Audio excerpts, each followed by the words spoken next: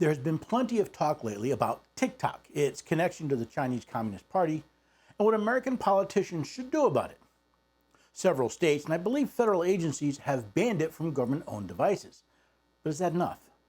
There are those who are calling for drastic actions to protect the American people from this software. Just like after 9/11, though, it appears those in government are ready to use a howitzer to take care of a flea. Senator Mark Warner of Virginia, along with a dozen others, have proposed the Restricting the Emergence of Security Threats that Risk Information and Communications Technology Act, also known as the Restrict Act. It appears the American people have not learned from our rush to protect ourselves in 2001. Then the PATRIOT Act infringed on the rights of millions of patriotic Americans. Similarly, it appears that the Restrict Act is setting us up to further restrict our rights and liberties. So we'll discuss that next on the Constitution Study. Love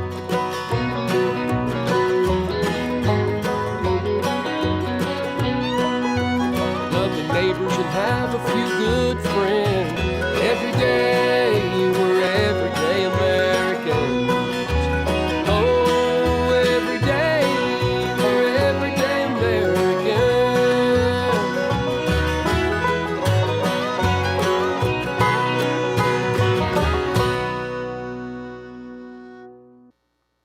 Hello there, everyday Americans. Paul Engel here with the Constitution Study, where we read and study the Constitution. We teach the rising generation to be free. I've got some good news. It looks like I'm going to be putting on a mini boot camp here locally, somewhere around Independence Day. Now that's important because it's the first step in the Constitution Study Patriots program that I've been putting together. I'll talk more about that at the end of the program, but for now, let's take a look at this Restrict Act. Let's start by making sure we understand a few points about the legislation. We'll begin with some definitions. The entities described in this subparagraph are a foreign adversary, an entity subject to the jurisdiction of or organized under the laws of a foreign adversary, and an entity owned, directed, or controlled by a person described in subparagraph A or B. This act would apply to a foreign adversary, someone subject to the laws of a foreign adversary, or someone or something controlled by a foreign adversary. I think we all understand what makes something foreign, but what's an adversary? According to Merriam-Webster's online dictionary, an adversary is one that contends with, opposes, or resists an enemy or opponent. So when this legislation discusses covered entities, they mean anyone who's under the jurisdiction or controlled by a foreign enemy of the United States. Is that clear enough for you? Wait, there's more. See, the legislation has its own definition of a foreign adversary. The term foreign adversary means any foreign government or regime determined by the Secretary pursuant to Sections 3 and 5 to have engaged in a long-term pattern or serious instance of conduct significantly adverse to the national security of the United States or the security and safety of the United States persons. And includes, unless removed by the Secretary pursuant to Section 6, the People's Republic of China, including the Hong Kong Special Administrative Region and Macau Special Administrative Region, the Republic of Cuba, the Islamic Republic of Iran, the Democratic People's Republic of Korea, the Russian Federation, and the Bolivarian Republic of Venezuela under the regime of Nicolas Maduro Moros. This is where we start seeing the fundamental problems with this legislation. Basically, this would define a foreign adversary as any government the Secretary thinks is one. Which Secretary? Again, from the Restrict Act. The term Secretary means the Secretary of Commerce. Are you prepared to give the Secretary of Commerce such power? Before a country is declared a foreign adversary for the purpose of regulation, shouldn't an elected body such as Congress be involved? Let's see just how much trouble the Secretary of Commerce can make for us. In general, the Secretary, in consultation with the relevant executive department and agency heads, is authorized to and shall take action to identify, deter, disrupt, prevent, prohibit, investigate, or otherwise mitigate, including by negotiating, entering into, or imposing and enforcing any mitigation measure to address any risk arising from any covered transaction by any person or with respect to any property subject to the jurisdiction of the United States that the Secretary determines. Let's pause there for a moment. The Secretary is authorized to deter, disrupt, prevent, prohibit, investigate, or otherwise mitigate any transaction that one of the covered entities I've already listed has an interest in, as long as he or she believes there's a risk to the United States. Is anyone else having Patriot Act flashbacks? What limits can the Secretary use to identify, deter, disrupt, prevent, prohibit, investigate, or otherwise mitigate such risks? What risk is the Secretary supposed to be on the lookout for? That the Secretary determines poses an undue or unacceptable risk of sabotage or subversion of the design, integrity, manufacturing, production, distribution, installation, operation, or maintenance of information and communication technology products and services in the United States, catastrophic effects on the security or resilience of the critical infrastructure or digital economy of the United States, interfering in or altering the results or reported results of a federal election as determined in coordination with the Attorney General, the Director of National Intelligence, the Secretary of Treasury, and the Federal Election Commission, or coercive or criminal activities by a foreign adversary that are designed to undermine democratic processes and institutions or steer policy and regulatory decisions in favor of the strategic objectives of a foreign adversary to the detriment of the national security of the United States, as determined in coordination with the Attorney General, the Director of National Intelligence, the Secretary of Treasury, and the Federal Election Commission, or otherwise poses an undue or unacceptable risk to the national security of the United States or the safety of United States persons. What is an undue or unacceptable risk of sabotage of our information and communication infrastructure? Could cryptocurrency be considered an unacceptable risk to our digital economy? We've already seen claims that those who spoke out about problems in the 2020 and 2022 elections were interfering with elections. And remember when Donald Trump and others were accused of coercive actions or criminal activities? Don't forget, the Trump organization was also accused of housing foreign servers that they claimed were used to influence the election. What about those who pointed out the illegal actions by the FDA, CDC, Attorney General, DOJ, and White House, and those who refused to take an experimental COVID jab? Could they be accused of attempting to steer policy or regulatory decisions, or was it just an unacceptable risk to the national security? You may be saying that this would only apply to foreign adversaries. What if you use a service that has servers in one of those designated countries? What if you use a VPN, a virtual private network or cloud service that gets routed through one of them? We've already seen government actors abuse their positions against their political enemies. Do you really think this wouldn't be used as an excuse one day? In general, subject to Section 13, with respect to any covered holding referred to the President under subsection A, if the President determines that the covered holding poses an undue or unacceptable risk to the national security of the United States or the security and safety of United States persons, the President may take such action as the President considers appropriate to compel divestment of or otherwise mitigate the risk associated with such covered holding to the full extent the covered holding is subject to the jurisdiction of the United States with respect to the United States operations, assets, property of an entity in which the covered holding is held, or of any products or services owned, controlled, designed, developed, manufactured, or supplied by the entity are used in the United States.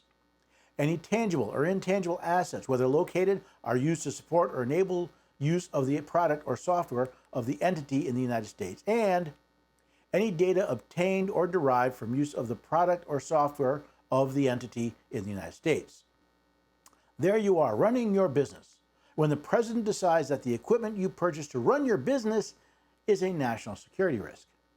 He suddenly issues an order compelling you to sell to someone else because he claims you are controlled by a foreign adversary. You may have to sell your assets, property, or other holdings you have, along with any data or software, including your proprietary information. Would anyone be surprised that you would be coerced to sell to an entity favorable to the President's political party? In determining whether a covered transaction poses an undue or unacceptable risk under Section 3A or 4A, the Secretary shall, as the Secretary determines appropriate and in consultation with appropriate agency heads, consider where available any removal or exclusion order issued by the Secretary of Homeland Security, the Secretary of Defense, or the Director of National Intelligence pursuant to recommendations of the Federal Acquisition Security Council pursuant to Section 1323 of Title 41 United States Code. Any order or license revocation issued by the Federal Communications Commission with respect to the transacting party, or any consent decree imposed by the Federal Trade Commission with respect to the transacting party. Any relevant provisions of the Defense Federal Acquisition Regulation and the Federal Acquisition Regulation, and those respective supplements to those regulations. Any actual potential threats to the execution of a national critical function identified by the Director of Cybersecurity and Infrastructure Security Agency. The natural, degree, and likelihood of consequences to the public and private sector of the United States that would occur if vulnerabilities of the information and communication technologies and services supply chain were to be exploited, and any other source of information that the Secretary determines appropriate, and may consider, where available, any relevant threat assessment or report prepared by the Director of National Intelligence, completed or conducted at the request of the Secretary. If you are a broadcaster, could you have your FCC license revoked? What about a trading agreement or contract related to the DoD? All that it takes for a country to be declared a foreign adversary for this legislation is a finding from the Secretary. The Secretary may, in consultation with the Director of National Intelligence, designate any foreign government or regime as a foreign adversary if the Secretary finds that the foreign government or regime is engaged in a long-term pattern or serious instance of conduct significantly adverse to the national security of the United States or security and safety of United States persons. What if you are unjustly targeted under such legislation? Sure, you could fight it in court, but that would take a lot of time and money. What if you recognize the unconstitutional and therefore illegal nature of this legislation and, following court precedent, realize it's void and unenforceable? It shall be unlawful for a person to violate, attempt to violate, conspire to violate, or cause a violation of any regulation, order, direction, mitigation measure, prohibition, or other authorization or directive issued under this act, including any of the unlawful acts described in paragraph 2. Now, such a tyrannical act would be nothing without penalties for violating its illegal precepts. A person who willfully commits, willfully attempts to commit, or willfully conspires to commit, or aids or abets in the commission of an unlawful act described in subsection A, shall upon conviction be fined not more than $1 million, or, if a natural person, may be imprisoned for not more than 20 years, or both. Just like after 9/11, we have government actors stoking the fear of the American people with calls of, we have to do something. And now, just as then, they are taking what are legitimate concerns and stoking the flames of fear in order to pass legislation that can easily and predictably be used to deprive you of your rights. Where is your right to due process if all it takes to have your actions declared a threat is a decision by an unelected bureaucrat? What about your rights to freedom of speech and press when this legislation would allow government to either shut down or steal any platform that someone can claim as foreign controlled? Should Congress consider legislation to regulate the foreign commerce of an entity controlled by a foreign government? Yes, but only to the limits of their powers, which is foreign commerce. However, that is not what they are trying to do here. They are using fear of the apparent espionage of TikTok to claim the authority to regulate, control, and destroy any technology they can somehow claim is controlled by a foreign entity. Leave it to Congress to drop an atomic bomb where a simple hand grenade would do. And with all these new investigatory powers, does anyone believe that this or future secretaries won't use it to spy on the American people and their businesses? If this legislation passes, we would not be jumping out of the frying pan into the fire, but into the inferno that well may consume all of our rights. And now maybe you understand why I call this the Restricting Liberties Act, because that's really what it's about. This seems less about dealing with TikTok and spying from a foreign entity, and more about another opportunity for the federal government to control your life, to control your business, control your rights, control the information you see. This is dangerous, folks. This is as dangerous, if not more, than the Patriot Act was. And just as back then we rushed into it because we were afraid of something might happen, I'm afraid we're going to rush into further destruction of our rights. And if you realize that this law being unconstitutional is void, doesn't matter, because violating it is its own crime. This is the legislating away of your rights under the guise of protecting you, which is kind of the way it always works, isn't it? We'll protect you from something. All it's going to cost you is all your rights, freedoms, and liberties. So please, contact your congressman. Inform them that you will not stand for them voting for this act. That if they are so blind to the destruction of rights that are present in this act, in this legislation, they're not qualified to hold office. It's as simple as that. The American people need to stop going, well, I know, but you have to decide what's important, your rights or your political party. Your rights are the government check you receive, your rights, your ability to live free, or just your apathy to not want to get involved. Now, I mentioned I'd talk more about Constitution Patriots. I'm posting probably in the next week or two a page describing the Patriots program. It has 3 pillars. The first is education, the second is communication, the third is advocation. And the details will be there. But the first part is what I call my mini boot camp. This is designed as the starting point. When you enter the program, you start with the mini boot camp. That'll give you the information you need. And this information is important. See, first, it'll set a foundation for you to study anything, but especially the Constitution. It'll also give you the tools you'll need to recognize the infringement of your rights and to be able to defend and assert them. That's what John Jay said, right? By knowing their rights, they'll sooner perceive when they're violated and be better prepared to defend and assert them. That's what we want to do. And it's not a big thing. There's only going to be about 4 or 5 things you have to remember. And I'll have resources that you can use to make sure you have it available. So please head to the website, constitutionstudy.com, sign up for one of the mailing lists. That will be the easiest way to be notified. Or just watch it for when the page posts. And as soon as it does, you can find out more about this program. But I'm excited because I believe this mini boot camp has a great potential. Not simply to help educate people, but to give you tools to look at the insanity going on around us and be able to do something about it. Not simply whine and complain, but actually stand up and do something. That's what the Patriots Project is about, and that's what the mini boot camp is designed to get started. So please check that out. And of course, if you want to donate, or if you're in the Middle Tennessee area and you'd like to join, well, contact me. We will be doing the first one in person. At least that's the plan so far. And then we'll be recording it for everyone else to watch. Most of all, I hope you'll share. Let other people know about this program, about the Patriots Project, and about the episodes that we're recording here.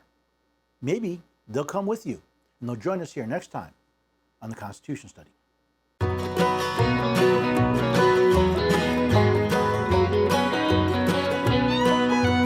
Love your neighbors and have a few good friends. Every day we're